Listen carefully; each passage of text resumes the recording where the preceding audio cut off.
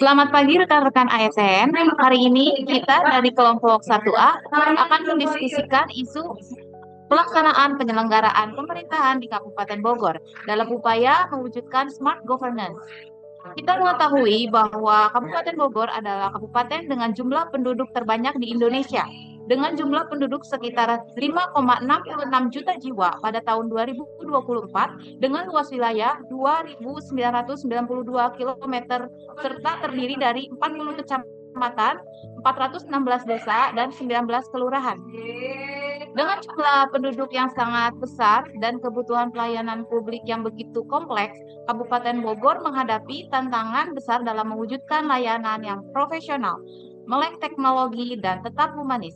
Menariknya, hal ini sudah punya landasan hukum, yaitu Peraturan Bupati Bogor Nomor 77 Tahun 2020 tentang Master Plan Smart City Kabupaten Bogor.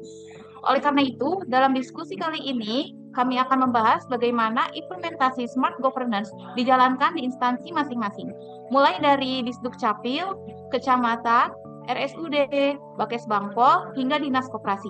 Harapannya kita bisa melihat peran nyata ASN dalam mendukung terwujudnya Kabupaten Bogor sebagai smart city. Baik, mari kita mulai dari Disduk Capil. Silakan Kang Baik, Alfian. baik, terima kasih moderator. Nah, dalam rangka mewujudkan smart governance, Dinas Kependudukan dan Pencatatan Sipil terus berupaya memberikan pelayanan yang cepat, transparan, dan akuntabel. Salah satu langkah nyata kami adalah penerapan Ciloka antrian pada setiap pelayanan administrasi kependudukan. Ciloka ini bermakna sistematis, layanan cepat, objektif, keadilan, dan akuntabel. Kemudian, melalui Ciloka antrian, Dishkapil berkomitmen menghadirkan pelayanan publik yang modern, mudah diakses, dan berkeadilan, sejalan dengan misi Kabupaten Bogor menuju Smart City dan Smart Government.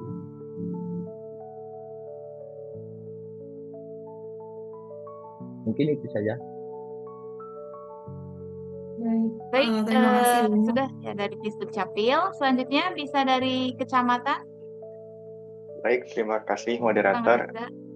Ya, untuk di kecamatan sendiri, penerapan smart governance tampak melalui digitalisasi layanan administrasi kepada masyarakat.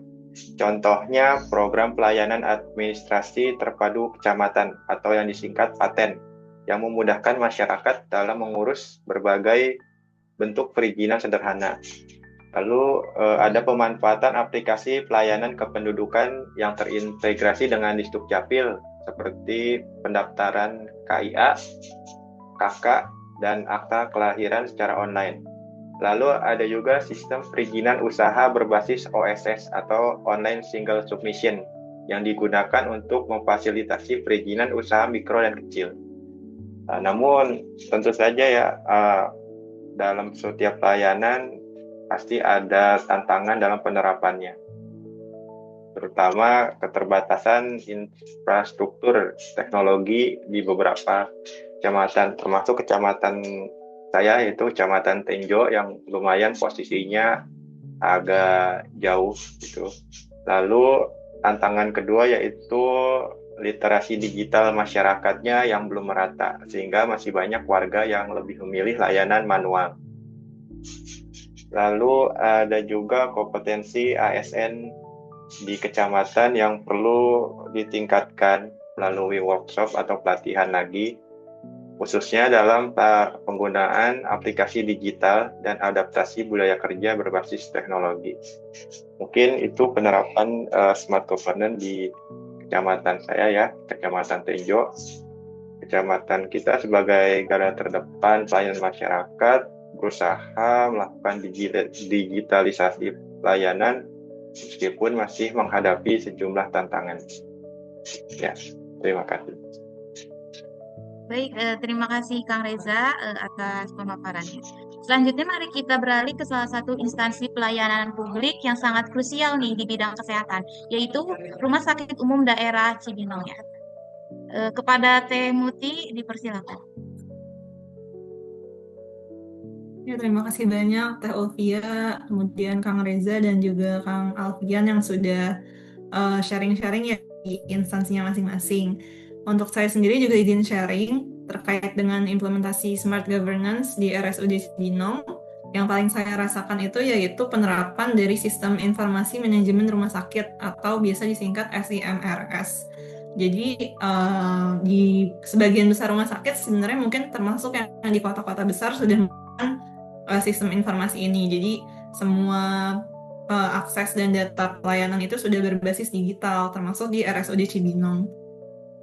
Kalau dulu itu kan semuanya serba manual ya, jadi untuk penulisan di rumah sakit, order pemeriksaan itu semuanya di kertas gitu. Kalau sekarang kita udah pakai komputer, jadi udah terintegrasi ke banyak pelayanan, mulai dari pendaftaran pasien, terus rekam medis di IGD, di rawat inap, misalkan pasiennya ke ICU, itu semuanya udah dalam bentuk elektronik, jadi udah tersimpannya lebih rapi, sampai ke urusan pembayaran di kasir, terus mengambil obat di farmasi, itu juga semuanya udah terintegrasi di satu sistem digital. Jadi kalau dari saya pribadi ngerasa sebagai pengguna dari segi tenaga medisnya, jadi lebih ringkas dan nggak bertele-tele juga, jadi lebih efisien juga dari segi waktunya. Untuk yang lain mungkin ya saya ngerasa ini salah satu bentuk dari smart governance, jadi bisa lebih cepat, lebih transparan, dan juga lebih baik juga ke masyarakat, ke pasiennya juga merasakan dampaknya gitu. Jadi dari waktu antrinya lebih singkat, terus dari segi risiko kesalahannya lebih minimal karena pengisiannya juga lebih mudah dibandingkan menggunakan kertas yang masih bisa risiko hilang atau keselip seperti itu. Jadi saya sih cukup merasakan manfaat ya dari penerapan teknologi digital ini di sistem pelayanan rumah sakit. Mungkin sekian sharing dari saya, Teh.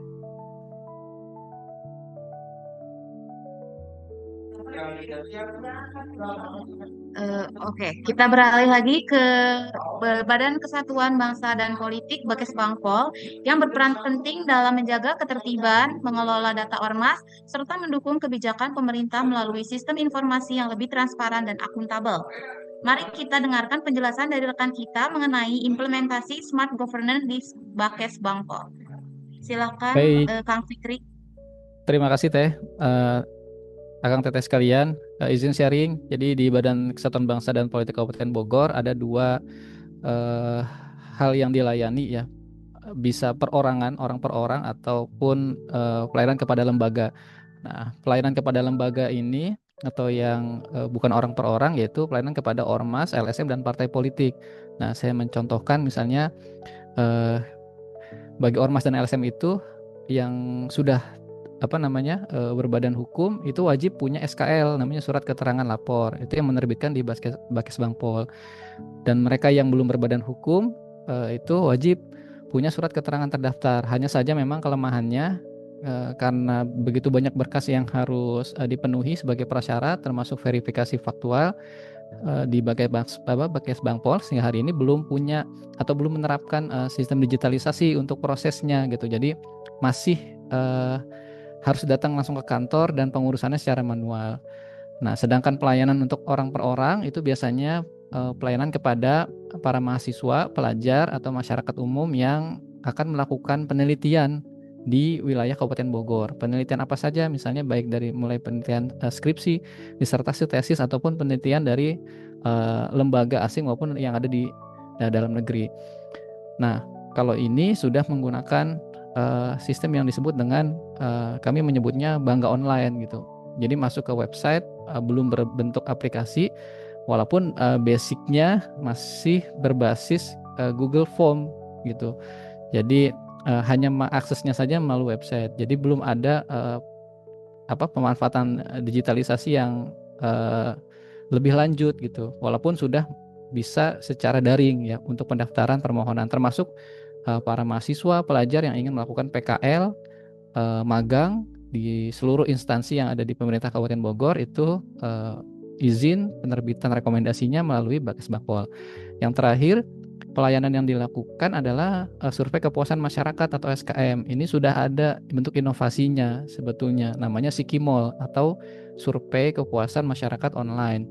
Memang problemnya adalah di sosialisasinya. Jadi banyak dari rangkaian perizinan yang tadi saya ceritakan di awal itu mestinya gitu kita aktif untuk melakukan survei kepuasan masyarakat terhadap penerbitan rekomendasi izin yang diterbitkan ataupun hasil penelitian yang sudah selesai dilakukan.